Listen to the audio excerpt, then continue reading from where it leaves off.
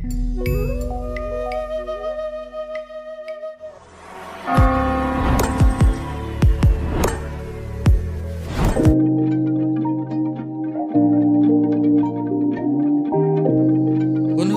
আপোনালোকক স্বাগতম জনাইছোঁ আমাৰ ইউটিউব চেনেল য়ং আছামলৈ। আজি আপোনালোকক লৈ যাব বিচাৰিছোঁ কামপুৰৰ মাধৱপাৰাৰ পাহাৰ আৰু বৰপানী নদী।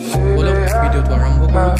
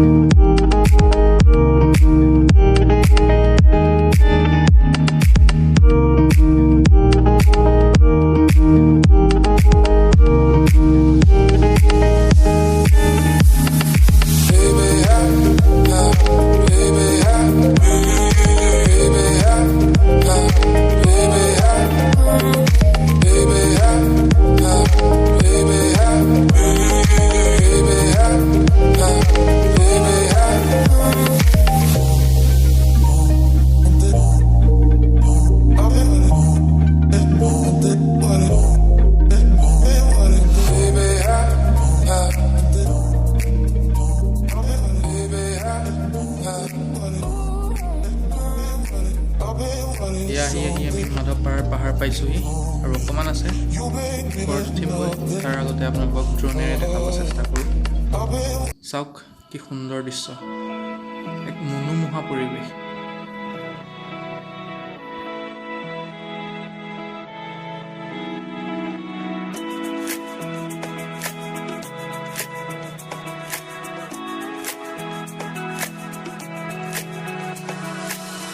সঁচাকৈ খুব সুন্দৰ। এতিয়া বলক আমি পাহাৰটোৰ দিশে যাওঁ আৰু অলপ দূৰ গ'লে পাম এয়া চাওক বৰপানী নদী। ইয়াৰ কাষৰ ৰাস্তাটোৰে অকণমান সোমাই গ'লে আমি পাম মাধৱ থান আৰু তাৰ কাষেৰে আমি পাহাৰটোলৈ উঠিবলৈ চেষ্টা কৰিম।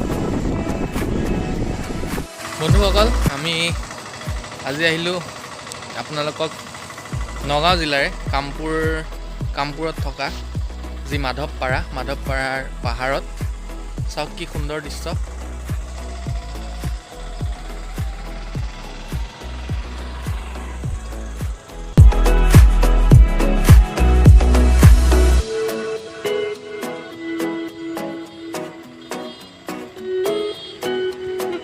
আৰু ইয়াৰ কাষতে আছে বৰাপানী নদী। একদম প্ৰবল সোঁত আমি দেখাইছোঁ। চাওক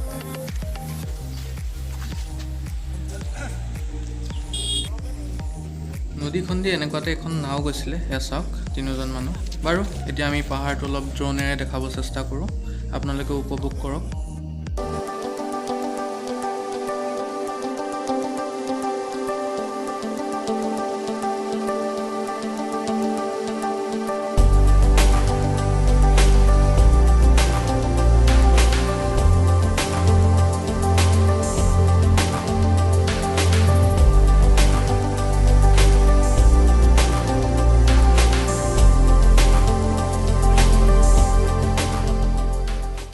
চাওক অসমতো যে এনেকুৱা জেগা আছে আমি নাজানোৱেই। নগাঁও জিলাতে আছে, আপোনালোকো আহিব পাৰে। আমি এতিয়া পাহাৰটোৰ ওপৰত উঠিবলৈ যাম। আমি লাহে লাহে ইয়াতে এটা মন্দিৰ আছে, আপোনালোকক দেখাম। মন্দিৰটোৰ কাষেদি এটা ৰাস্তা দেখিছোঁ, আমি তাদি যাব পাৰি নেকি চাওঁ অলপ। বলক আমি যাবলৈ চেষ্টা কৰোঁ। উঠিবলৈ ভিডিঅ' বনাবলৈ যাবলৈ ধৰিছিলোঁ, তেনেকুৱাতে বৰষুণে পালে। আপোনালোকক দেখাইছোঁ আমি অলপ তিতিলৈ ভইচ পিছত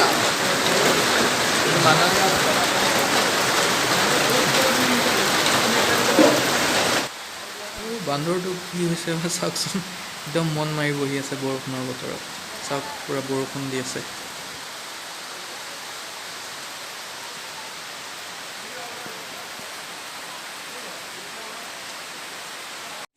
বৰষুণ এৰিলে, এতিয়া আমি ভিতৰলৈ সোমাই যাওঁ আহক।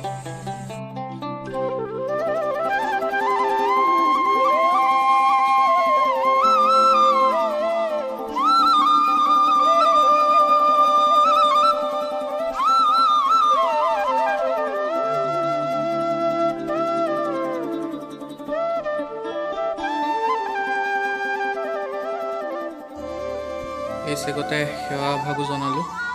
এই ভাগেই হৈছে শ্ৰীকৃষ্ণই নিজে প্ৰতিষ্ঠা কৰা মন্দিৰ ভাগ। খনৰ বিষয়ে অকণমান ক'ব নেকি?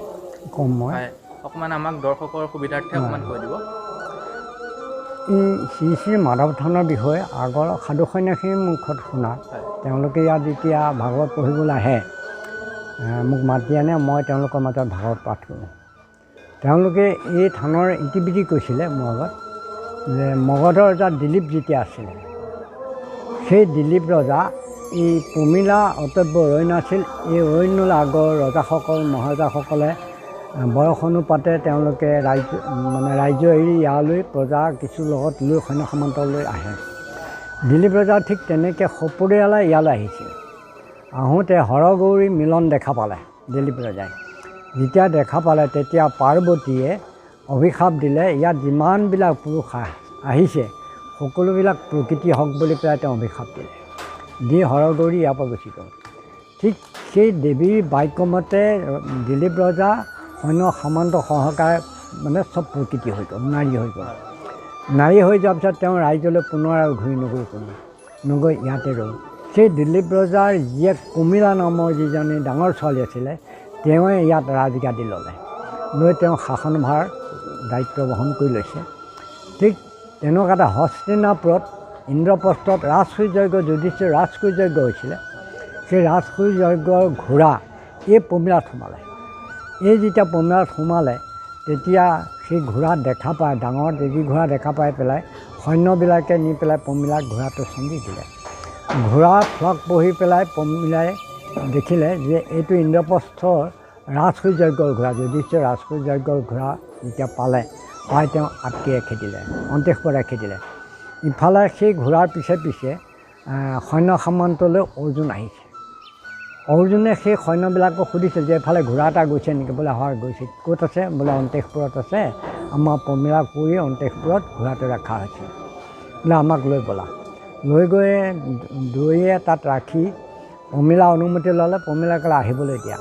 যেতিয়া তেওঁলোকে গৈ পমিলা অন্তেশপুৰত সোমালেগৈ, তেতিয়া পমিলা ঘোঁৰা বিচাৰে। তেতিয়া পমিলা এটা কথা ক'লে যে মোৰ দুটা চৰ্ত আছে, যিকোনো এটা চৰ্ত মানিলে মই ঘোঁৰা দিম। বোলে কোৱা? প্ৰথমটো হ'ল পমিলাক অৰ্জুনে বিয়া কৰাব লাগিব, কৈছে মোক অৰ্জুনে বিয়া পাতিব লাগিব।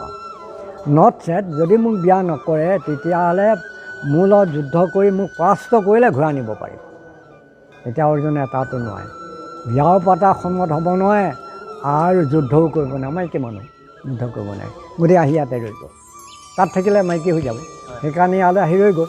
যেতিয়া ইয়াতে ৰৈ গ'ল, ৰৈ যোৱাত এতিয়া লাহে লাহেতো দিন গৈ আছে। তেতিয়া যুধিষ্ঠিৰে চিন্তা কৰিলে, ক'লৈ গ'ল? এতিয়ালৈকে ঘোঁৰাও নাই, মানুহো নাই, কিবা অথন্তৰ হ'ল নেকি? কৃষ্ণক আমন্ত্ৰণ ক'লে, কৃষ্ণ আহিলে। কৃষ্ণই ক'লে দাদা একো চিন্তা কৰিব নালাগে, ভালে কুশলে আছে, কালিলৈ আমি সকলোৱে গৈ তেওঁলোকক লৈ আহিম। কিন্তু কাহিনীটো কোৱা নাই। তেতিয়া তেওঁ সেই যদুবংশ প্ৰমুখ্যে আহি ইয়াতে আহি থাকি ইয়াৰ পৰা আকৌ পমিলালৈ দূত পঠাইছে।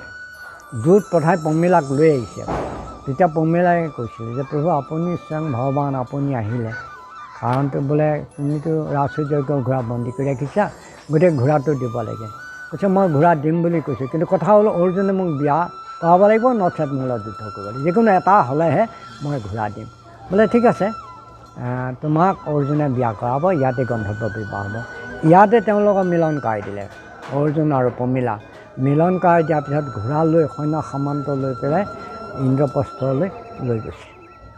ইমানখিনিয়ে। আৰু তেতিয়া পমিলাই ভগৱানক কৈছে, শ্ৰীকৃষ্ণক কৈছে প্ৰভু আপুনি জগতৰ ঈশ্বৰ, আপুনি মই থকা এতিয়া 12 বছৰ আনিম, কাৰোবাৰ বিয়া হোৱা নাই, ইয়াত আহি সহায় সলিতা দি তেওঁৰ ওচৰত কিবা দিম বুলি স্বীকাৰ কৰিব, বিয়াও হ'ব। এইটো পতন্ত্ৰ এটা হৈছে। মন্দিৰৰ বাবাজনে ক'লে ইয়াতে ভগৱান শ্ৰীকৃষ্ণ নিজে আহিছিলে আৰু লগতে আহিছিলে মহাভাৰতৰ অৰ্জুন। এই থানখন ইতিহাসৰ লগত জড়িত। ইয়াত আপোনালোকে আহি চাব পাৰে। নগাঁও জিলাৰ কামপুৰত আছে এখন।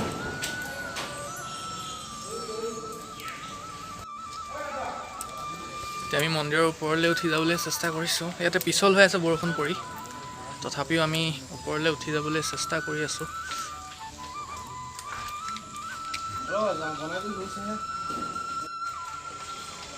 বৰষুণ পৰি খুব পিছল হৈ আছে, উঠিবলৈ অলপ ভয়ে হৈছে, পেলাই পৰি আছে। তথাপিও আপোনালোকক দেখাওঁ ওপৰলৈ গৈ। চাওক, ইয়াতে তিনিভাগ মন্দিৰ আছে, নামঘৰ আছে আৰু শ্ৰীকৃষ্ণই নিজে প্ৰতিষ্ঠা কৰা থানখন, আৰু এয়া শিৱ মন্দিৰ। চাওক, পাহাৰৰ ওপৰত তিনিভাগ মন্দিৰ।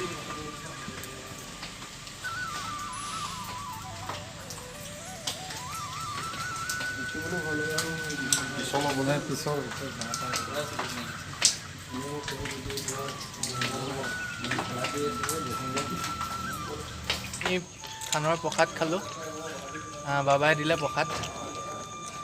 এয়া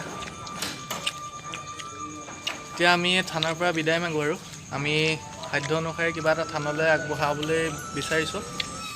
বোলে ধৰোঁতে আমাক এই দাদাসকলে নিমন্ত্ৰণ জনালে, তেখেতলোকে ইয়াতে খিচিৰি বনাইছিলে, তেওঁলোকেও আহিছিলে। আমি খিচিৰি খালোঁ, তাৰপৰা আগবঢ়াই হৈ উভতিলোঁ আৰু।